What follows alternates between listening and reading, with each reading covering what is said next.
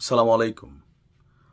যে আলোচনা নিয়ে সারা বাংলাদেশ তোলপাড়, যে আলোচনা নিয়ে নানান রহস্য ধোঁয়াশা আছে, যে আলোচনা নিয়ে অলরেডি আপনার কি বলা হয় যে ধরেন এনসিপির মধ্যেই বিভাজন তৈরি হয়েছে। হাসনাত বলছে যে বক্তব্য, সার্জিস বলছে একই জায়গায় সেও উপস্থিত ছিল, কিন্তু হাসনাত বিষয়টাকে যেভাবে লাইটিং করে রাতারাতি ওয়াসাতে নিয়োগ নেওয়া যেই দুর্নীতির রিপোর্ট বের হলো এনসিপির আসিফ সম্পর্কে বা নাহিদদের সম্পর্কে বিভিন্ন জায়গায়, সেটাকে কাভার করার জন্য কেউ কেউ বলছেন যে হাসনাত এই ধরনের একটা পোস্ট দিয়া 11 দিন আগের একটা ইস্যুকে মাঠে গড়াইছে। কেন?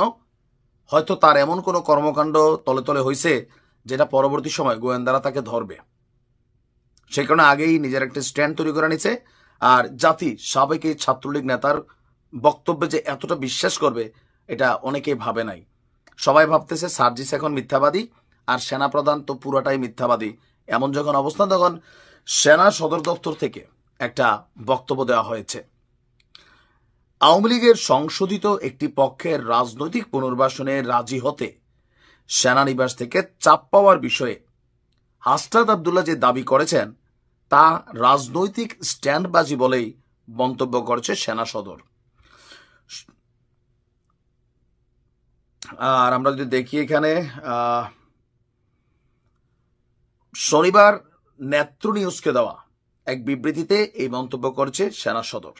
তো সেনা সদরের যে মন্তব্য, যে আপনার আমরা যদি দেখি সেনা সদরের যে বক্তব্য, যে সেনানিবাসে খোদ সেনাপ্রধান জেনারেল ওয়াকারুজ্জামানের সাথে গত 11 মার্চ এটা বৈঠক হয়েছে। তবে হাসনাত আব্দুল্লাহকে ডেকে নিয়ে যাওয়া এবং আওয়ামী লীগ পুনর্বাসনের বিষয়ে তাদের প্রস্তাব বা চাপ দেওয়ার যে বিষয়টা, এটা অস্বীকার করেছে।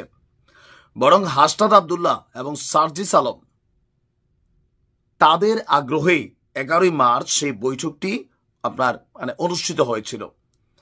তো পরবর্তী সময় আপনার ভারতের পরিকল্পনা, সেনানিবাস আর বিভিন্ন বিষয়কে যোগটোগ কইরা মোটামুটি একটা কি বলা হয় যেই তথ্যটা উপস্থাপন করেছে সেনাবাহিনী, বলছে অত্যন্ত হাস্যকর এবং অপরিপক্ক গল্পের সম্ভার।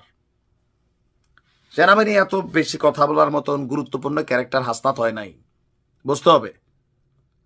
আপনি জুলাই আন্দোলন আবু সাইদের পরিবারকে দেখেন, এদের ভাই কান্দে।